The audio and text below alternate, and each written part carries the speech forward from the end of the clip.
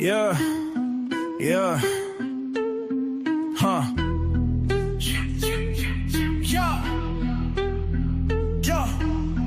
COTI Army marching bold, we don't shiver. Green candles rise, the paper's thicker than a river. Lock 1-to-1, safe in the vault's clutch. Digits in the dark, but they shine too much. Why not us? We the chosen, the crew. No looking back, the past is old news, moved on. Can't fade, we too strong. COTI to the moon, that's the theme song. Charts climb steep, no fear in the climb. COTI Army grinding, yeah, we ahead of time. Whispers in the market, they try to throw shade, but we glowing in the green in the moves we made. No mirage, this the real, the mission clear. Vaults on lock, ain't no smoke and mirrors here. Tickers ticking, got them shook, gotta sink. While we sipping profits, let the doubters blink. Why not us? We the chosen, the crew. No looking back, the past is old news, moved on. Can't fade, we too strong. COTI to the moon, that's the theme song. FOMO on the rise, yeah, they wanna ride the wave. But we been ahead, building in the cave. Crypto in our veins, the code got us wired. Loyal to the hustle, can't get tired.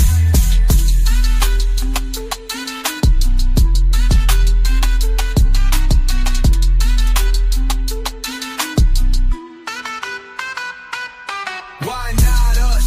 We the chosen, the crew. No looking back, the past is old news, moved on. Can't fade, we too strong. COTI to the moon, that's the theme song. FOMO on the rise, yeah, they wanna ride the wave. But we been ahead, building in the cave. Crypto in our veins, the code got us wired. Loyal to the hustle, can't get tired. Yeah.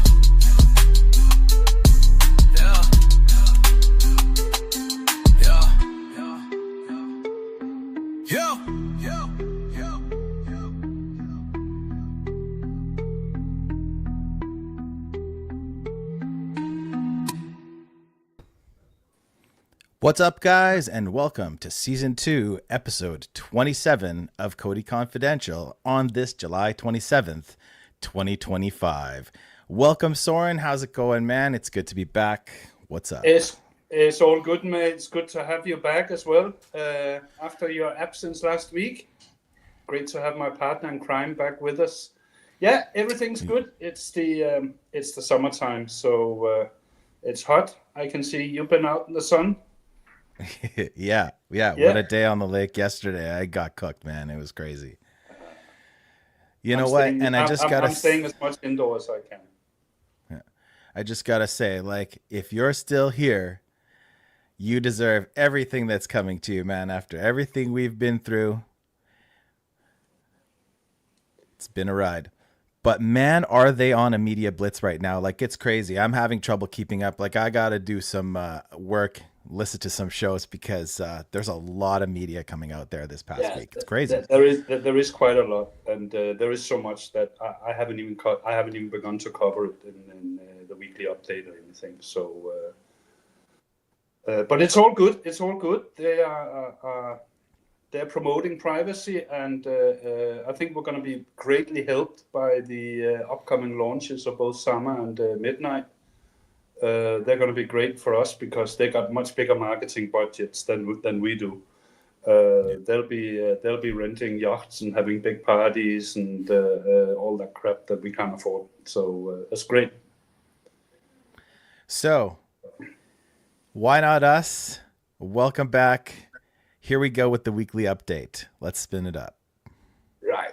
Yeah. So the weekly update this week, I focused on a couple of things. It's obviously peak holiday time, and it's a bit quiet in the community. It's a bit quiet on Telegram, on X. A bit quiet with the announcement, but as we just talked about, there's been a lot of media appearances by the COTI team, both Shahaf and Joshua, and also, which the one I did cover in the weekly update was the one that you expertly hosted, Tracer, this past Tuesday, which was the inaugural decentralized confidential computing spaces. It was hosted. This first one was hosted by COTI, and it brought together all the leading voices in decentralized confidential computing, and it was a super discussion about privacy, about regulation, about key focus areas, and a lot about the challenges around mass adoption. I really enjoyed that because we got to hear a lot from the other chains promoting privacy and got really a good insight to what they're thinking. So really, for those who haven't listened to it, you need to go back and have a listen if you have the chance and the time. The second thing that really caught my attention was your interview with Eve from Aureus, and the subsequent broadcast by Jen from Bangkok, which was absolutely an amazing little peek behind the scenes of one of our new partnerships, and one of the most exciting ones. The reason why it's exciting is that Aureus is operating out of Switzerland, and they are probably in quite a unique position in that they have a very clear set of regulations to govern bringing real-world assets on chain. The regulations in Switzerland are pretty much a blueprint for what we should start to see everywhere else, where it's very clear what you have to do and what happens if you don't do it, and you know, everything is as clear as it would be with normal business transactions, and that's why their words carry quite a lot of weight when they then start talking about their experiences with this. Two of their statements I found particularly interesting.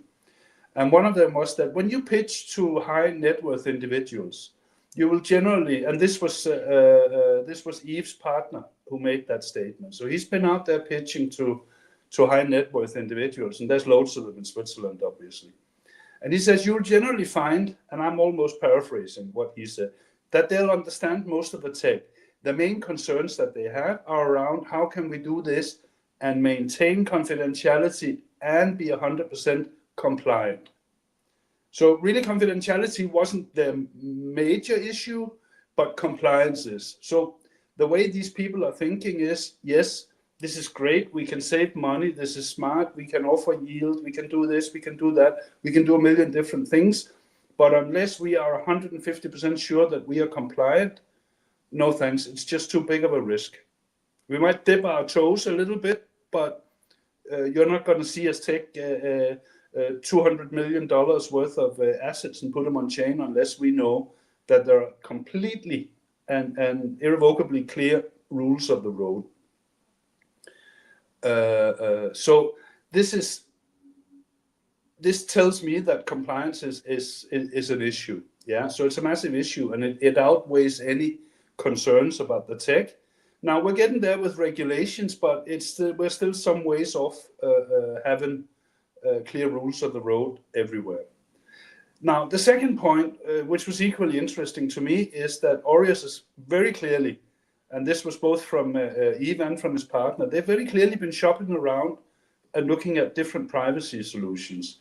And at the end, they came down on COTI because our privacy is programmable, it's optional, and it's 100% compliant. So basically, they have a set of regulations which is very clear, and they need programmable privacy to be compliant. So there needs to be smart contracts that govern all these things, so that if something doesn't go to plan,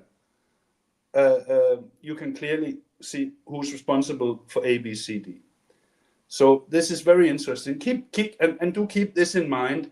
Keep these two things in mind, because the reason why I'm raising this point is that a lot of people in our community are saying, oh, when are we going to have a mass adoption? When are we going to have adoption? When are we going to have the big accounts? Never mind the fact that nobody really understands what the big accounts are, or they never say so, but this is the issue. Yeah. So these accounts, you don't get to a position where you're managing $500 billion worth of assets without knowing what's going on in the world. Yeah. you're not dumb if you get to that point. So these guys, they clearly understand the tech is there. They clearly understand what the tech can do for them. But as long as they don't have compliance, you can yell about your privacy tech and how cheap and how fast and how lightweight it is. It's all good. But if they cannot reconcile that with the compliance aspect, for whatever reason, and mostly because the compliance is not clearly set out, then it's a no-go. So these things are a lot harder than they sound. Getting blockchain projects to sign on for privacy is easy because compliance is less important in a way than it is out in the real world.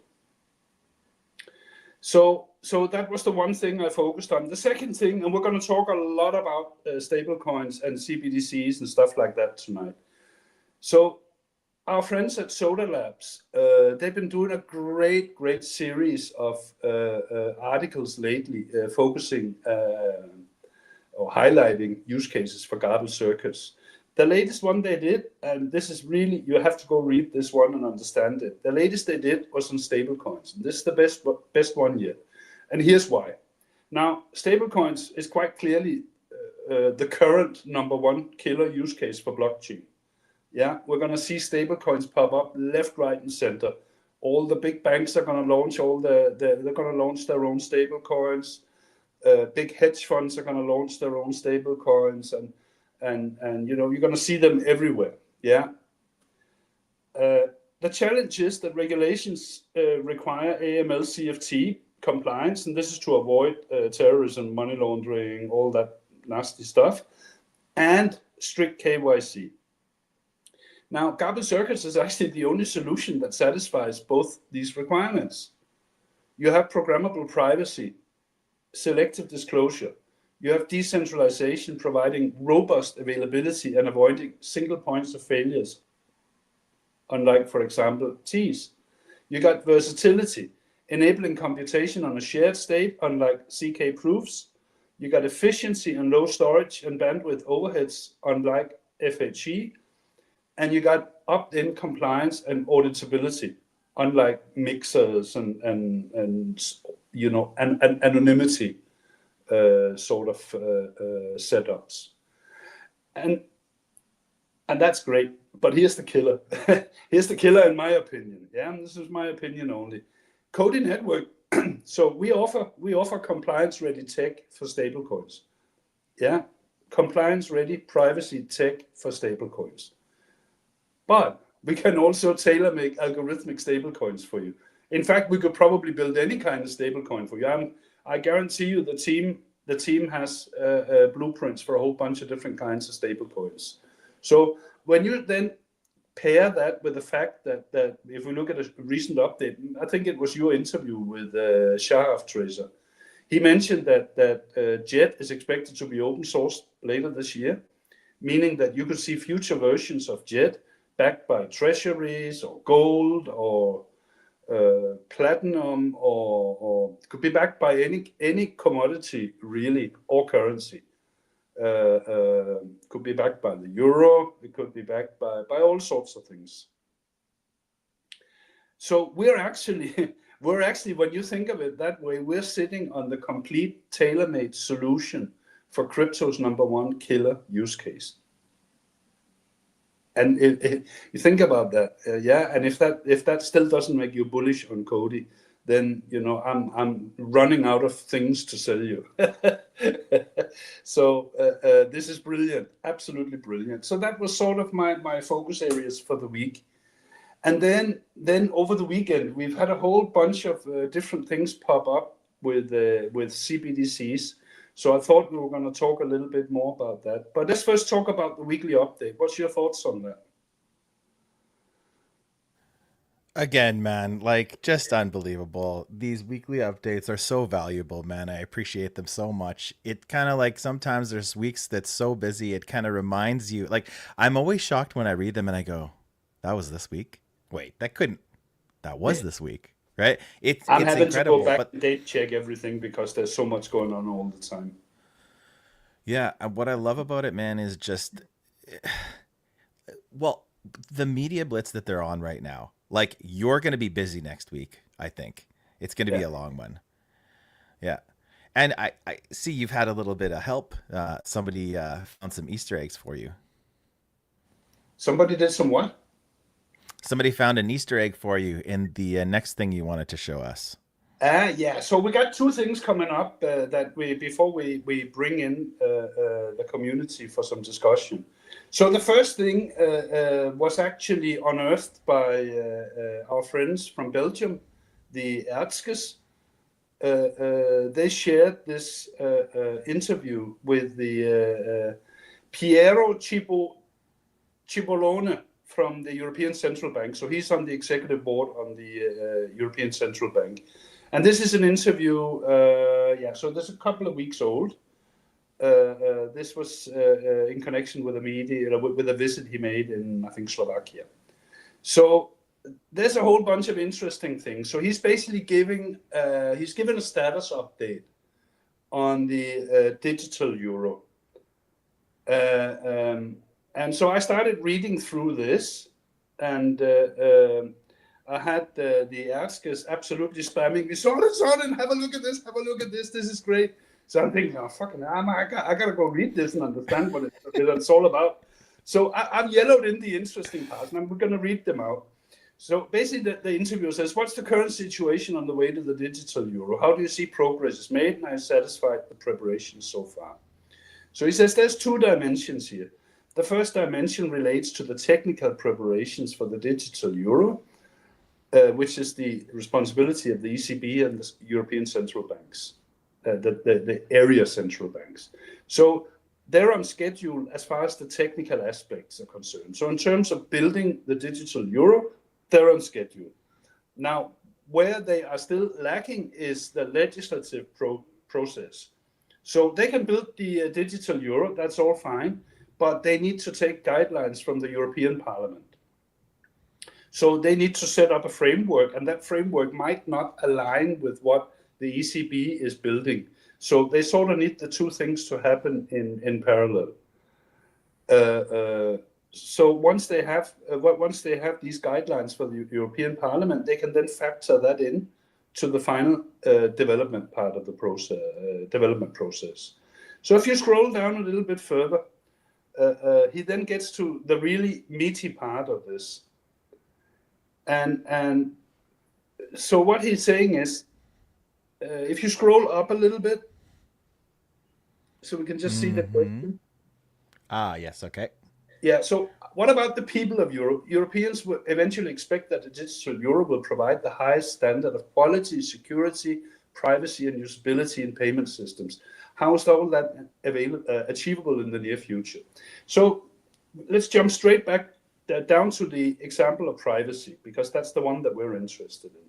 And this blows my mind. It really does, because he's probably taken this out of a COTI presentation that was done to him. Yeah, the digital euro will provide the highest level of protection. First, the people will have the possibility to use the digital euro offline, something that so far no digital payment solution offers. In terms of privacy, this will be as good as cash. Only the payer and the recipient will know about the transaction and no one else. Secondly, when it comes to privacy for the online use of the digital euro, we at the central bank would only see a code for the payer and the payee. By law, we will not be able to identify the participants of the transaction. Yeah, that's garbage circuits. You can't see the transaction, but you can see who's transacting. Yeah. And here's another example. We're working on the technical side to provide the very best user experience, and we're designing the system so that it's ready for innovation. In particular, we are giving banks and payment service providers the possibility to leverage on the digital euro's technical platform to develop new services that are not yet available today. For instance, and this is a killer. For instance, we are exploring conditional payments. So think smart contracts. Wow. As of today, users can only link a payment to time. pay this person at this point in time. But users could decide to make a payment conditional on other events, and this would improve people's lives. Here's an illustration. We're experimenting across Europe, conducting tests with users, startups, universities, and banks. One of the proposed projects involves buying tickets. Where did we see this before? Yeah.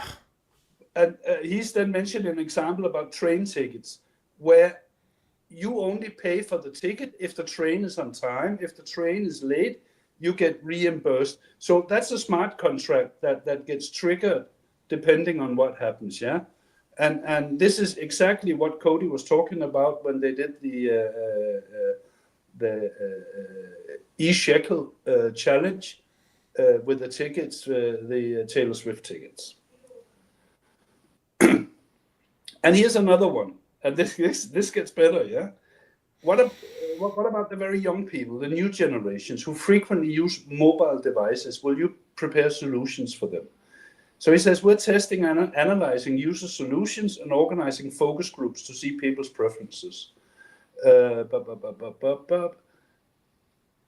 So payments need to be as simple, as fast and reliable as possible. And because the digital euro will be legal tender, you'll know that you have a solution you can pay wherever digital payments are accepted in a simple way by placing your phone next to a payment device. You don't have to worry about whether the shop will accept your card or mobile payment act. So he's talking about mobile, a privacy tech that's incorporated with the digital euro and is light enough for mobile. And we know who that is. What a pull from our COTI heroes, eh? Yeah. No, they really outdid themselves with this one. They did really, and it gets more interesting. So one of the things that we've been talking about for a long time, and one of the things I've been preaching for a long time is, guys, be patient with these central bank digital currencies. Yeah, because there are politicians involved. So let's just call it what it is. There are politicians who may want to favor their own constituencies. There are politicians who may not like central bank digital currencies.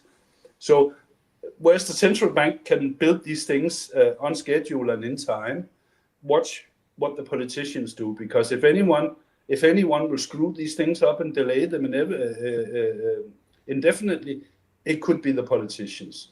So he's now talking about they're ready to launch in the next 2.5 to 3 years after the legislation is in place. So they'll probably have the digital euro ready by end of this year, beginning of next year, but they don't have the legislation in place. They then got to wait for that framework, and then they got to adjust things and this and that. So it will take some time. So everyone, please be patient. But when you listen to this interview or read on this interview, you can see that he's talking about exactly the things that we are promoting. Now, it may not be COTI he's talking about, but it sure sounds a lot like it. Yeah. So this is very interesting, and big thanks to the Erskes for digging this one up. Yeah, this is super cool and super interesting.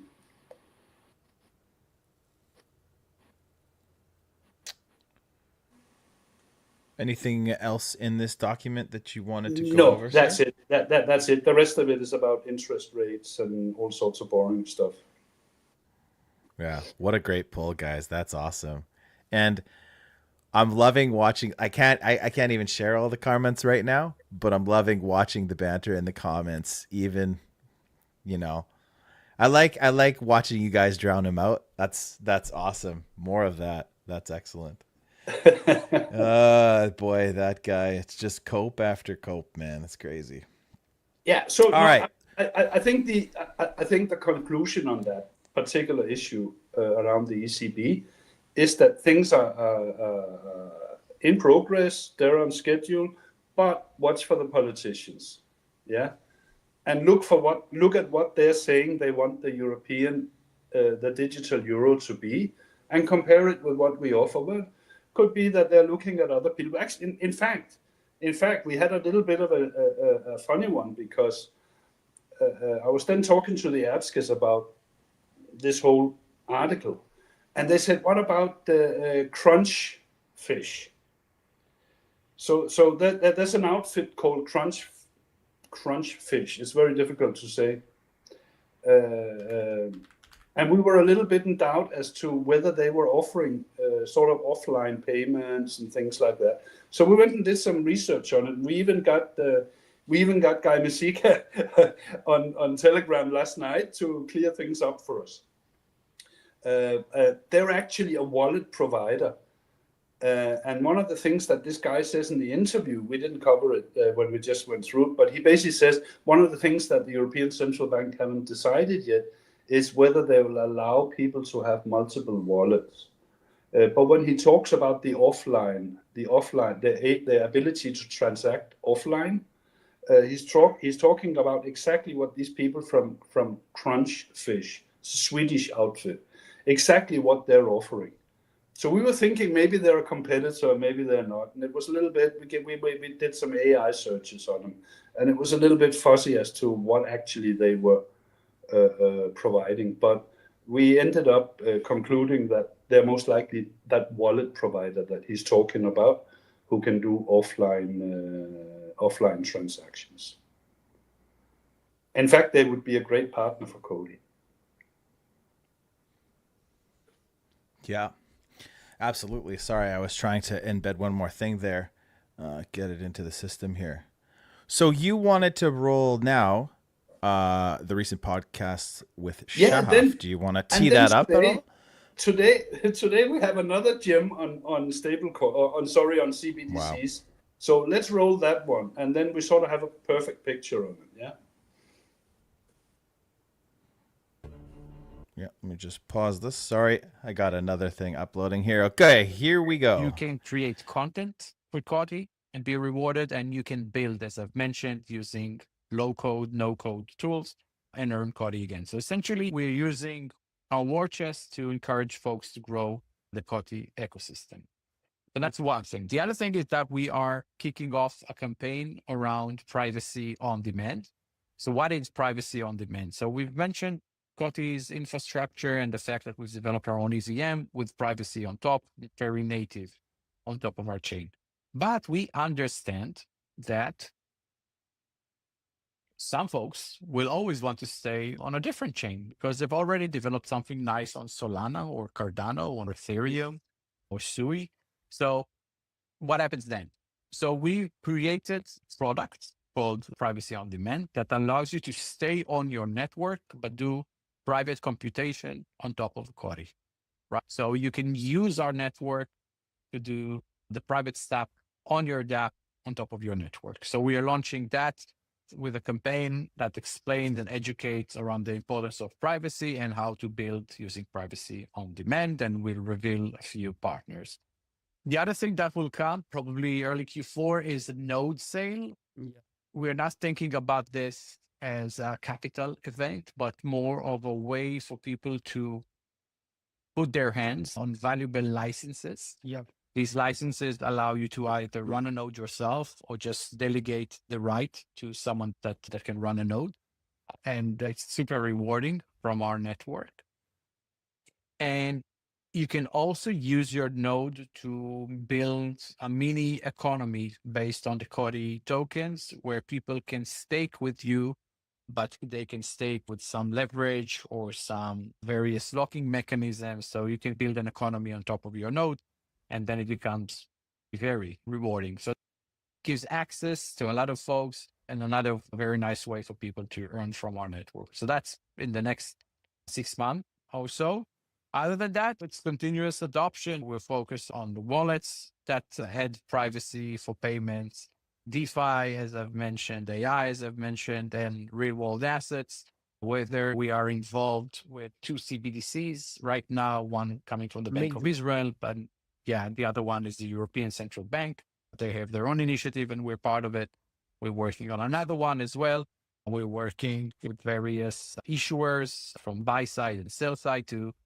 Yeah, because they all need privacy and they understand that, and that can come on chain if done right.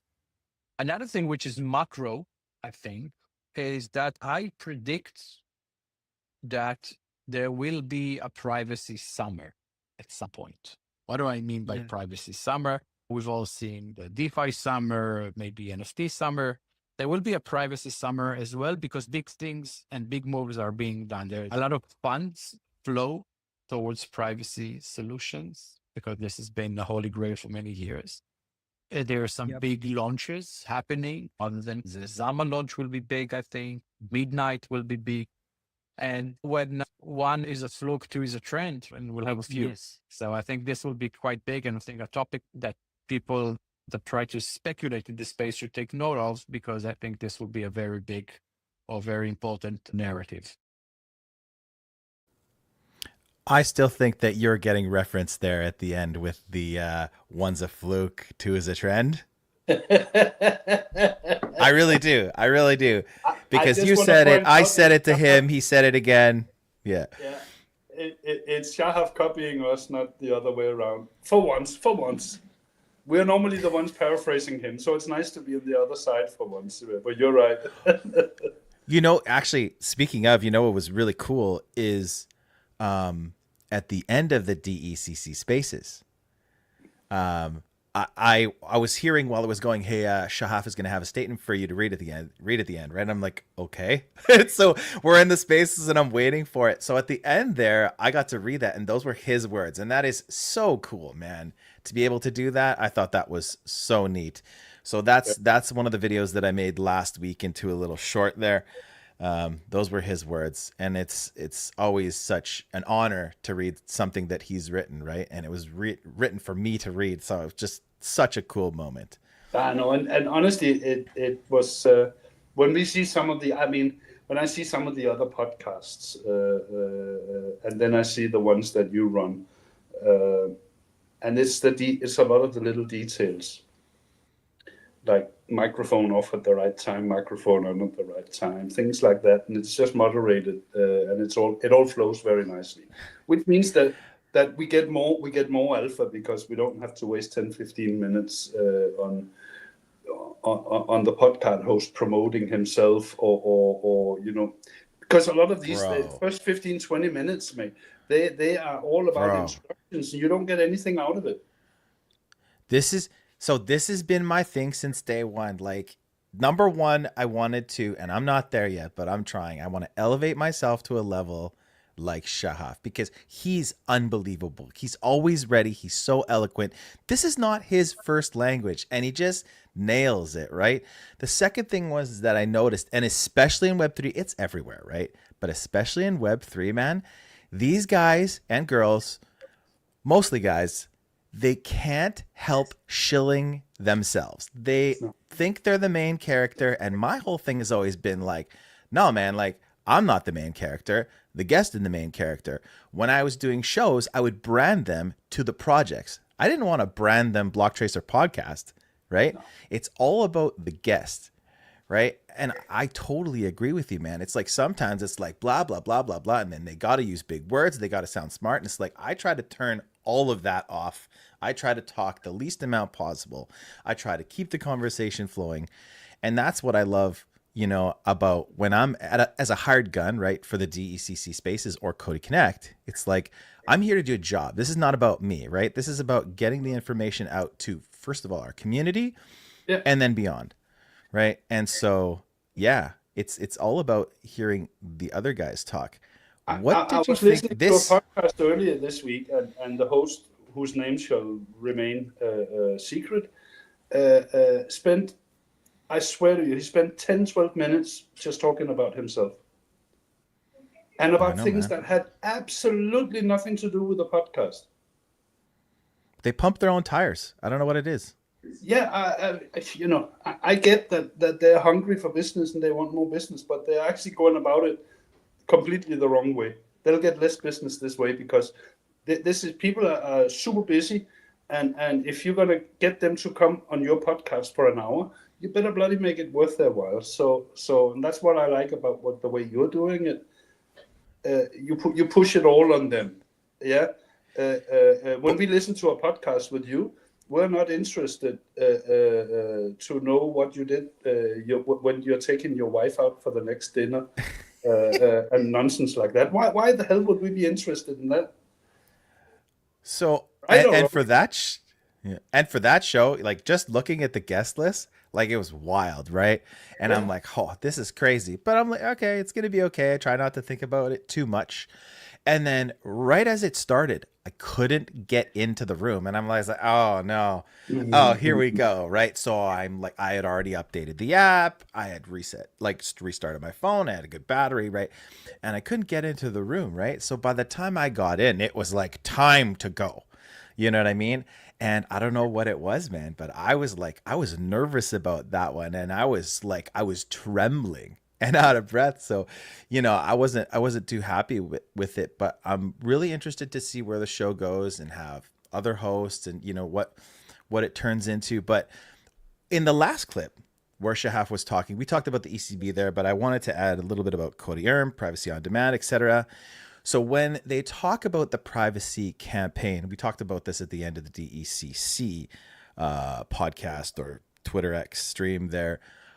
This was one of the first little nuggets of the privacy campaign. And when they came to me and said, hey, can you voice this? Like that was again just another moment where I was like, no way, this is really Transparency cool. is great until it's not. Built with privacy on COTI.io. So man, it's just like dream come true, right? Yeah. When it was just like myself, Canuck, and Jordy talking in a room by themselves, and then Canuck was like the voice of COTI podcast, and now it's like, yeah, it's so cool, man. And This is cool. This is the coolest thing ever. I always joke that we should have Morgan Freeman voicing these things. But honestly, I'm super happy that you get to do it. Super, super happy. So you do have a sexy voice, and that's just a fact. Yeah, and I don't know if I said this, but I've been thinking about it a lot. And it started with, the path to mainnet for me. And then right after that, it was like, wow, like this is like a serious job. And it's really the goal now is, and people can talk about, us as ambassadors. And some people will like twist it to the point of being paid shills. But man, like my allegiance has always been, and even when we were talking about ambassador contracts and stuff, my allegiance has always been like, look, I want to be able to speak freely. I want to be able to criticize. I want to be able to amplify tough questions. I want to be able to continue doing what I'm doing. And if that's like a deal breaker, like I'm out. So, my prime directive is to educate, right? And I'm not the greatest educator. That's why we have people like COTI Unity in the beginning, right? With COTI Unity and Ship, like those two. Like if I find somebody that's got the gift, they're better than me, then I try to amplify them. And this comes to you, man, with your weekly updates. That is, as much as I pumped Unity's tires with the FAQ database, your weekly updates are just as poignant and powerful. So thank you so much. Yeah, I Entropies. It's a labor of love. And you know how whenever we have a meeting with the COTI team, yeah, these meetings are always transcribed by the AI thing, yeah. So I actually have Joshua on record when we interviewed for the ambassador thing, and saying, only rule really is that don't say something that you don't want to see on the front page of the New York Times the next day. Yeah, that's a good one. And I'm absolutely sure there will never be anything on the front page of the New York Times involving COTI. So as far as I'm concerned, we can say and do everything within reason. Yeah. My mission is to be useful and to educate people. And so I try to talk in those terms. I'm the worst trader. I don't know much about technical analysis, so I rarely talk about those things. I keep an eye on prices like everyone else, and I'm happy about the pumps, and I'm sad about the drops, just like everyone else is. But really, the main focus, and I know it's very much the same for you, Tracer. You want to be useful, and you want to educate people, and be the voice of the ecosystem. And I think that's what we're doing. Yeah. So people who want to criticize and say we're paid shills, they can say that, I'm Teflon. I'm coated in Teflon when it comes to these things. Yeah, I've been around for too long. I've had plenty of bullies in my time. They're not gonna, it doesn't affect me at all, actually. And I'm not going to pretend that I've read a bunch of ambassador contracts and know how it works with most other projects, but I will say, and I really do believe that we have been afforded an more freedom in terms of freedom of speech and the way that we hold ourselves publicly than most other projects, because we really are allowed to say how we feel. We really are allowed to talk about how we're frustrated, what we're I have frustrated about. never Stuff, right? ever. So, I mean, maybe you're different than me, but I have never ever had COTI come and say to me, "Can you please promote this using these and these and these words?"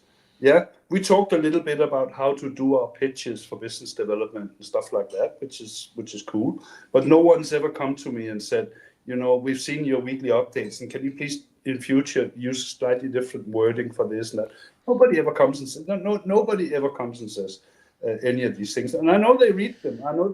They all follow them. So we really do have some freedoms that we should not take for granted because it's quite unusual.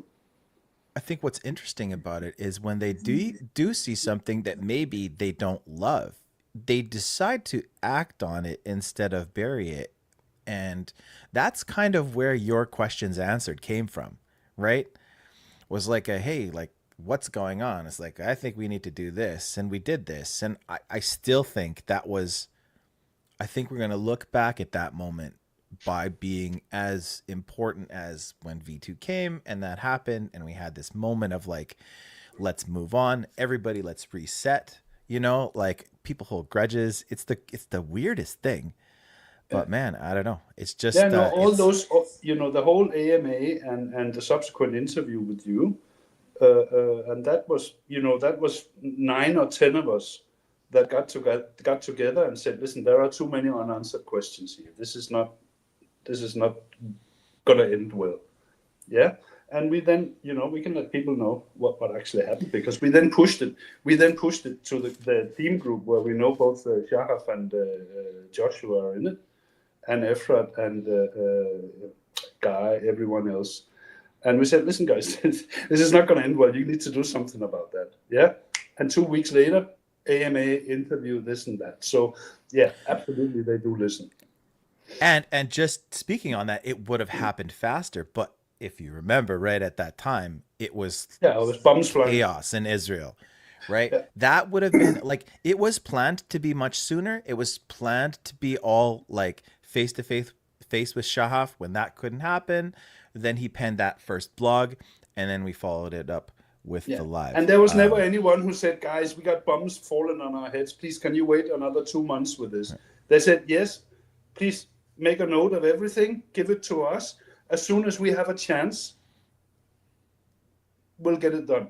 We'll do it whatever way we can do it safely, we'll get it done. And that was the approach. And I don't think people always appreciate the circumstances, like you just said, that the amount of chaos that this was done under. Yeah. So another thing that I really love about our little but powerful community is, like, for some reason, and we know this, even the people who are like done, they say they move on. Most of them don't move on. They linger, they lurk. But within our community, we have some serious sleuths, right? And as soon as the new website popped up, it was like, somebody was like, where's the head of product? Where's Daniel? Daniel's gone, right? And then it turned into a thing. So yeah, we do have an unannounced new head of product coming, obviously, right? Because if Daniel's not on the website, what's going on there? And we hope that you'll hear from them very, very soon. And I'm going to try to bring that to you. I'm going to try my best. We'll see. We'll see what happens. Yeah. That's the alpha. I invited him to the confidential group last night, and he joined about 5 minutes later. So all good. Omri is his name. Omri Haig. Yep. So we will see if we can get Omri on and talk a little bit about what's on his menu going forward. I'm sure MetaMask Snap will be one of them, but let's give him a short honeymoon to get his feet under the table before we start yapping about that.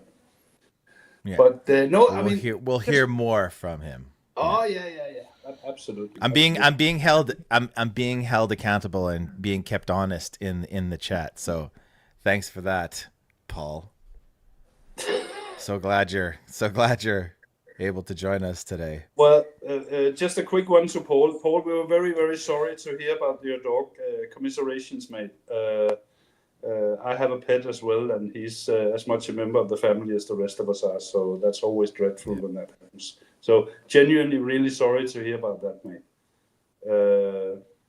You're still a fodster, but that's no fault of your poor departed pet. So really sorry about that. Every story needs a villain, I guess. All right. What's next, man? What else you got?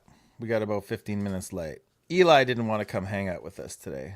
No, he had a busy morning also, I could see. He was out watching the sunset and doing oil changes on various vehicles. Oh, yeah? No, but I think it's worth, I think it's, I'm really, I've learned a lot this week. To be honest, I've learned a lot. This discussion with Aureus was really an eye-opener for me. Yeah. To understand how the big money thinks about this was not a huge, I can't say it was a huge surprise and I never knew about it because of course they are absolutely 100% risk averse. Yeah. Otherwise they would never have gotten to where they are today with that amount of money. But to hear them talk about, we generally understand the tech. We understand pretty much what's going on, but we need to make sure we are compliant. We can't get caught up in all sorts of shit further down the road. So compliance is really, really important. Yeah. And so Switzerland is obviously a place where a lot of money gets stashed away one way or the other. I know Yves says that the Swiss banking system has lost a little bit of its glory over the years. But I swear to you, you go to Geneva, spend one day in Geneva, and you will see how much money is floating about that place. It's absolutely insane. Yeah. And you can see it. You can literally see it. You can see the minibuses with the blacked out windows, with all the oil money driving around in little minibuses and going from designer shop to designer shop. I've seen it with my own eyes, mate. It's incredible. So, but the point of it actually is that Switzerland is a place where there's a lot of money hidden away. So it's in their own interest to have regulation like this, clear, crisp, easy to follow. So I think our partnership with Aureus, it's one of those that could easily lead to something bigger and better. Aureus is, I have a suspicion they will grow quite quickly if they have the right solutions. And there will be other players in the space piggybacking on this trend. So I think that's a useful one. And of course, the whole stablecoin and CBDC thing. Yeah, I'm super excited about Jet. I can't wait until Shahaf gets this thing open sourced, because I think people can build a lot of things with Jet, with the Jet blueprints. Yeah, you could have different things backing it. You could either include the Shen part or you could discard the Shen part. You can tinker with the over-collateralization rates. You can do lots of things. Who's winding us up now in the comments? I'm not seeing the comments. No, it's Jan. It's Jan. He's just doing his regular thing of harassing me and distracting me, and it's working. Did you see the exchange yesterday? He's crying now because somebody bought Jan.COTI from ZNS, yeah? No.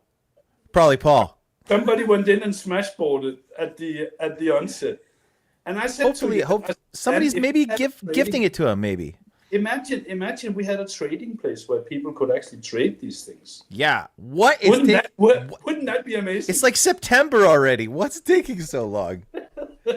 No, you know what's funny? Like, I gotta say, just going back to the whole new head of product thing. Like, so I was gone all day yesterday on the lake, no reception, watching kids in the tube, blah, blah, blah. You're not paying attention. This is what I'm talking about, okay? You miss one day. This is a Saturday, okay? You miss one day and it's like you're obsolete already, right? Like if I miss one day, it's crazy. And people say, well, nothing's happening, right? It doesn't make sense. I missed one day and I have hours of stuff to get caught up on. Yeah. It really is incredible. And listen, the people, honestly, the people who actually follow the news around all of this, they will think exactly like what you're thinking. The people who look at charts, they'll say, it's boring, nothing happening. And they're equally right, yeah? Because on the charts, nothing much is happening. But in privacy, in the ecosystem, CBDC, stablecoins, this, that, and the other thing, there's tons of things happening. And like you said, yesterday was a Saturday. And my whole morning, nothing happened. And then in the afternoon, it all blew up. Super, super busy the rest of the day. So really crazy stuff. So Soren, I'm betting, I don't know if you checked, Jan, when that address was assigned. I'm betting it's in the list of addresses held by COTI. Because if it was on day one, there's a Tracer, there's a Soren, and because you're like a community, whatever the hell we're going to call you, community asshole.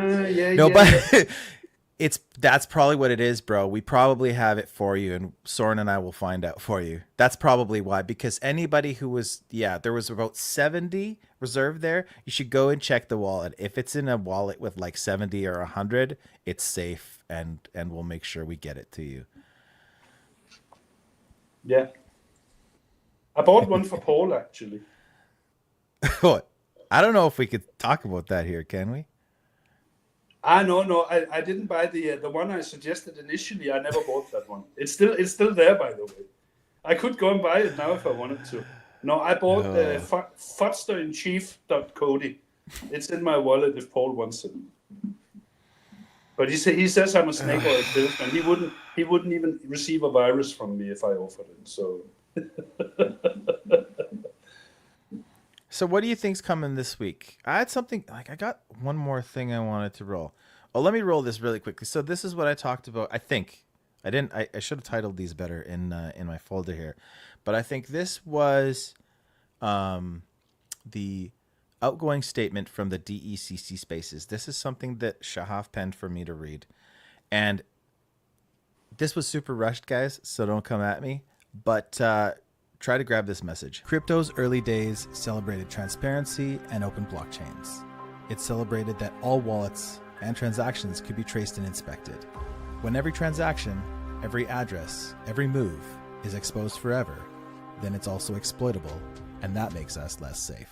This is why we launched our privacy campaign aimed at shifting the narrative, educating people that the next era of blockchain can be private by default. We can and should come to expect privacy on-chain as standard. We have launched our new website at COTI.io with the clear message that privacy for all is now possible. When that guy puts pen to paper, I'm telling you, it's powerful.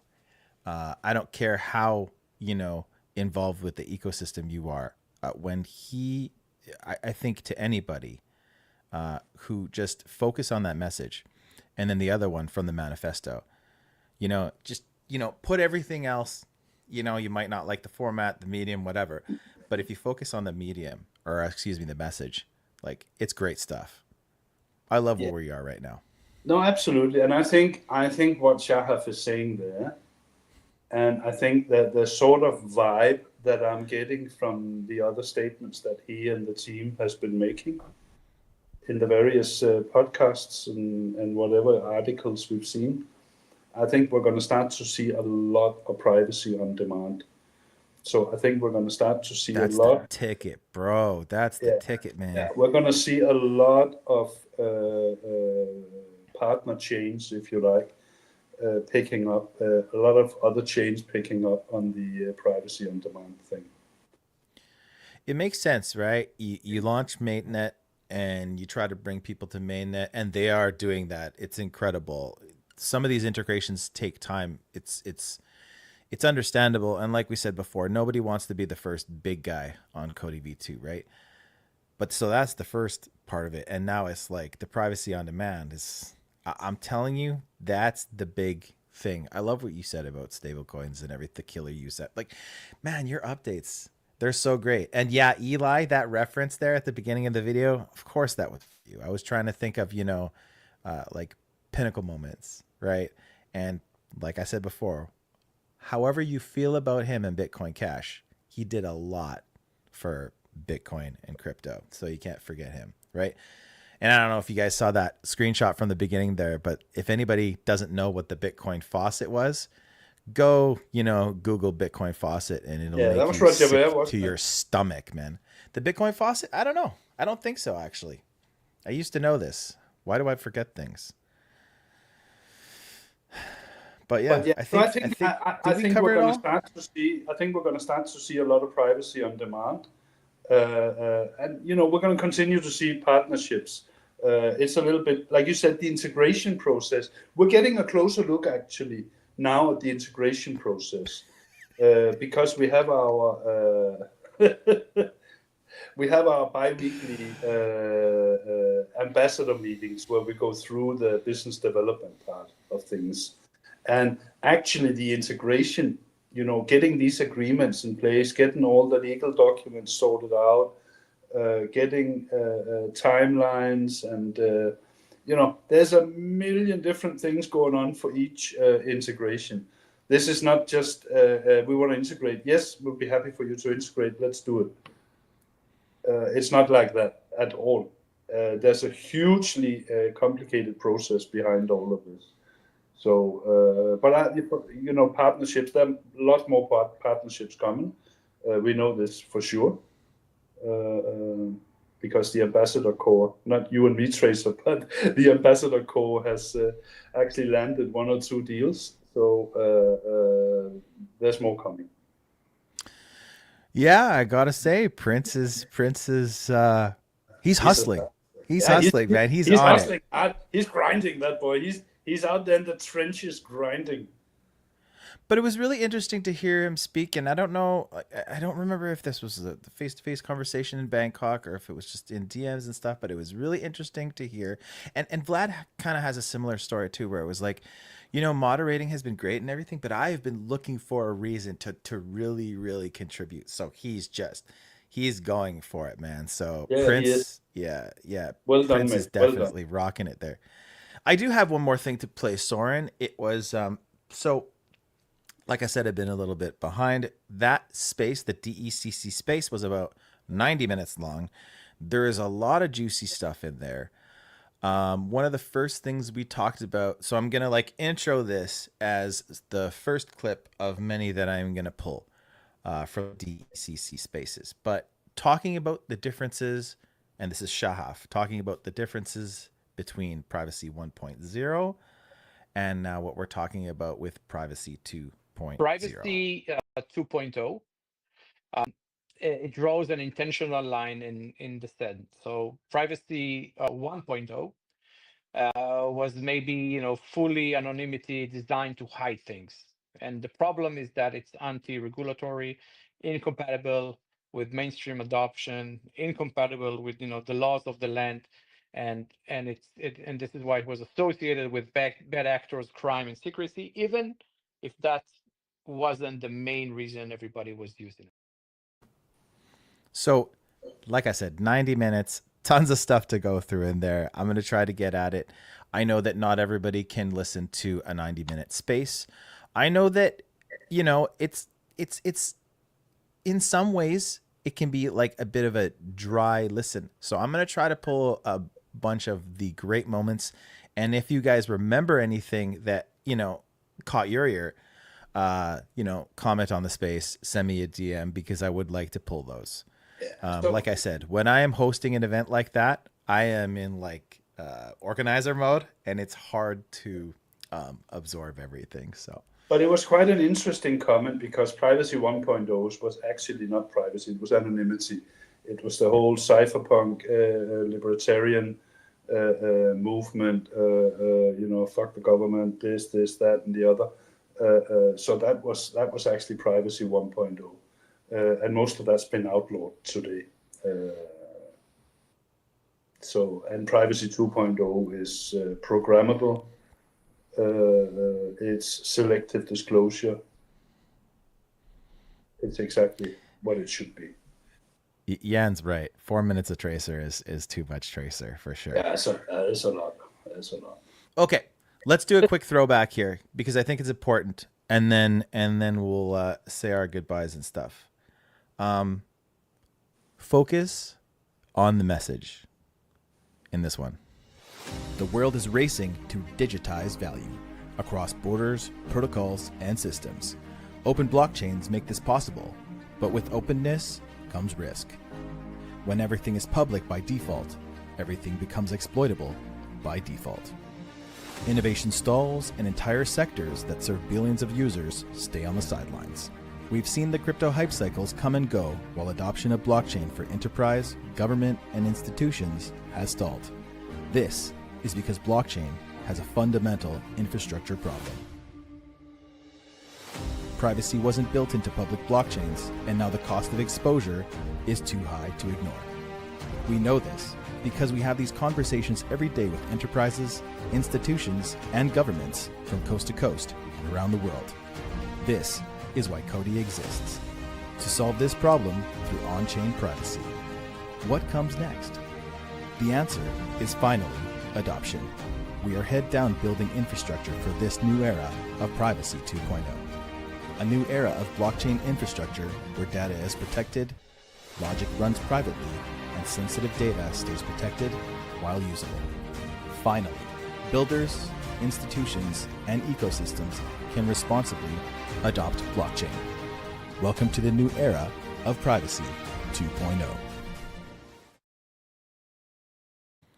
If that doesn't get you revved up and doesn't excite you, then what are you doing here? This is the biggest thing that COTI has ever offered, and it's going to take time to adopt. But it is so much bigger. If you came in 2019 or 2020 and you were excited then and you're upset now, you need to give your head a shake. This is so much bigger than anything we could have ever imagined. So, like, you guys got to zoom out. And I'm not even talking charts here. You got to really go back and realize what V2 is all about. And that's how I'm leaving this one. Why not us? Yeah, man? and please stop thinking in months when you think about these things. Yeah. This is some of the things we've tried to sort of highlight today, is that these things with the financial systems are fundamentally changing. Yeah. And for people who think, and we're here. We are right at the beginning of that transformation, but it's not going to happen over months. It's going to happen over years. Yeah. So don't invest anything more in COTI than what you can afford to sit and wait for it to appreciate, because this might bloody take 2 months. It might take 2 years. I have no idea.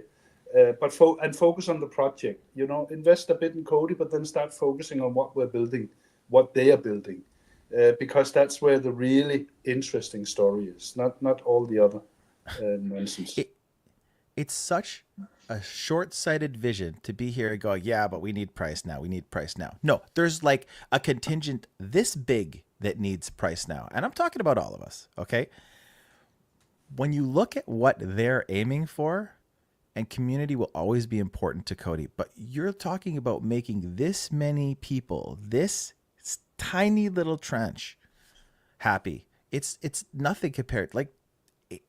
Guys, I don't get it. I don't get it. Look at what's happening right now. Look at what they're hosting. Look at what's happening in the MENA region. Look at what's happening with stablecoins. Look at every 6 months or so, they're talking about another CBDC or project like that. That kind of scale it's something that none of us can really wrap our heads around. So you guys are looking through the wrong end of the telescope right now. And I don't want to say it frustrates me, but I just want to shake you all by the lapels and go, like, this is a gift. You know, it's a gift. If you're excited in 2019 and you're not now, well, we can't explain it to you. We can't, because every week Soren tries to explain it to you. No, and we're going to continue to keep explaining. We're going to continue to bang our drum for this, because there are two approaches to this. There are people who just want, do something to pump my bags. Fair enough. Yeah, but don't expect it, because COTI don't pump your bags. The market does, and the market decides when, and we can't control any of that. What COTI does do is they're building some of the most exciting stuff that I've seen for many, many years, and I'm just super stoked to be a part of it, and I love learning about it every week. And that's where my focus is. That's where Tracer's focus is. The Erzkes are focused on that. Mila is focused on everyone I regularly talk to in the community. They're all focused on this. Yeah. And this is the way forward. This is far less frustrating and much more interesting. Everything has changed since our original Binance listing, okay? Except for three things, okay? And they're three huge important things. Shahaf is still the CEO. Blessing. Number two, they do everything they can to funnel rewards and value back to the holders, right? And the third thing, I forget, but those are the two more. I got distracted by your wife walking through the back there. I wasn't expecting that. She had to go for a smoke. She couldn't hold it any longer. Yeah. But we're building so many exciting things. And I know things are not always on time, and people get frustrated and impatient and all of this. But guys, just chill. Yeah. COTI's been around from the beginning. They ain't bloody going anywhere. So chill. I remember. The third is the most important. Is that for me, and I think anybody who really did their research on COTI, is that it was never it shouldn't have been. It never looked like it was going to be a short-term pump. This utility coin always looked like it was going to be a long-term hold for me. And I think nothing has changed. The only thing that's changed for me is like, wow, where I thought it was a 5-10 year thing, I still, 5 years down the line, I still feel like it's a 5-10 year thing. And if they can do what they say they're doing, and they keep giving us things or ways to, earn APYs. Three things. Shahaf, CEO. Yeah. No, it's sorry. The journey. People are different. People have different objectives, and we gotta respect that. But for me personally, the journey is to get where we're going. The journey is the fun part. Yeah, and everything else takes care of itself. I can't sit around and scream into Twitter until I'm blue in the face for somebody to pump my bags and start bitching and moaning to everyone. I just can't do it. Yeah. And I'm not going to entertain you can do it in my replies and my DMs as much as you like. I'm going to ignore most of it. It's so counterproductive. It's not even funny. I don't know, man. It's just, I think if you look at the theme of this show for me is like everything I see happening now, like it's like a big ball of energy that's ready to burst is what it feels like. I feel like there's just, I'm really feeling, and I'm not talking, this is not price. I'm not talking about price, but I just feel like we're this big ball of energy, and there's, it's like an octopus with tentacles all over the place. And eventually it's going to get crazy. Yeah. And You see that, attention and adoption. Yeah. Yeah. Start connecting the dots. You got regulation coming in Europe, in the US. Other places already have regulation in place. You got a big push for stable coins. Yeah, we are primary. We're amazingly placed to offer things for stablecoins and offer the stablecoins themselves. So we have everything we need. You have the CBDCs being worked on feverishly in the background, but expect politics to come into it. But again, we're there. We are part of all these interesting organizations around the world, focusing on Middle East, North Africa. Joshua's doing stuff out in Asia, European Central Bank. So start connecting the dots, and then you will get to what Tracer just said. It's like you're compressing this spring, and at some point you got to release it. Yeah. And it's gonna go boom at some point. I don't know when. We don't get told this sort of stuff, but it'll happen. It'll happen. So.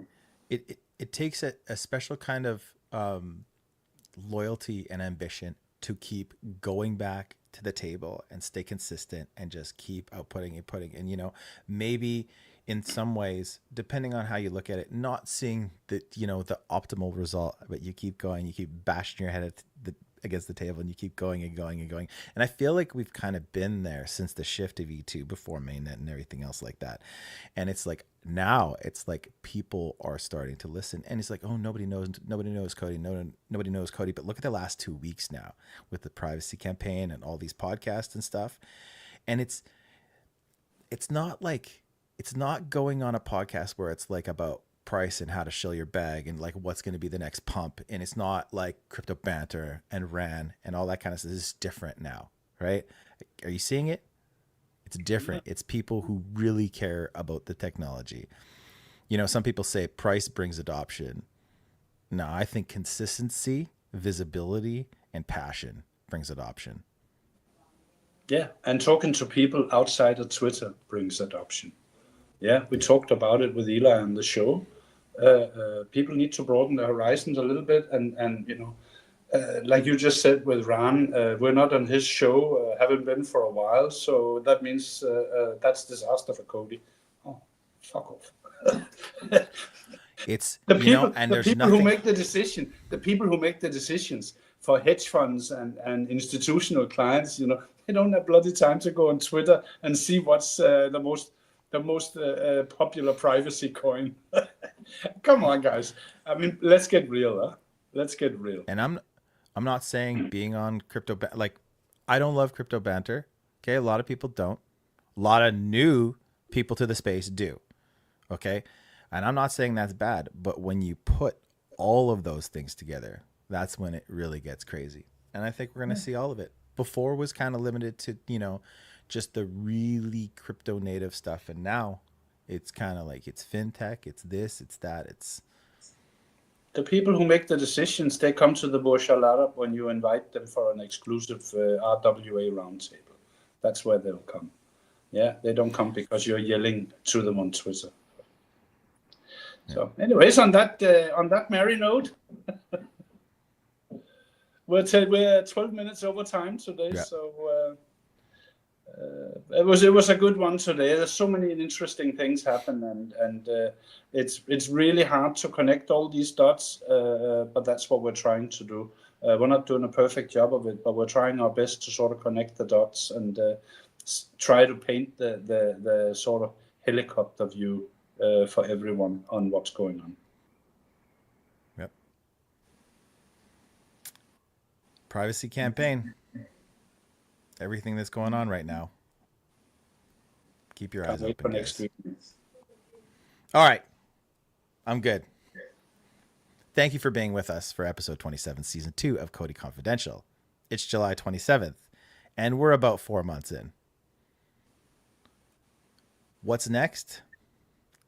Tune in next week. We'll see you then. You'll find out. Take care, everybody. Stay COTI. Stay COTI.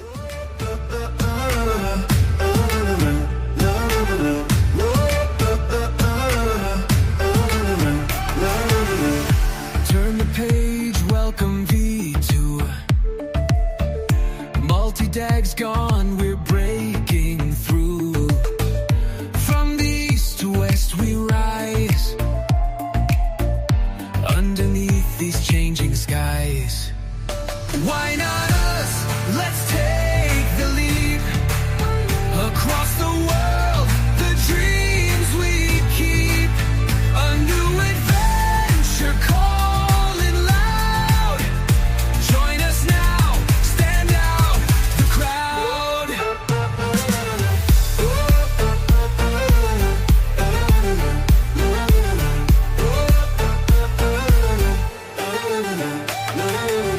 From coast to coast, we're standing tall. The bottom's in, we've heard the call. One to one, the future's near. Locked in tight, the path is clear. Why not us? Let's take the leap. Across the world, the dreams we keep. A new adventure calling loud. Join us now, stand out the crowd. Left behind or rise ahead, the choice is yours, the path you tread. Step with us and seize the day. The future's here, don't drift away. Why not us? Let's take the leap. Across the world, the dreams we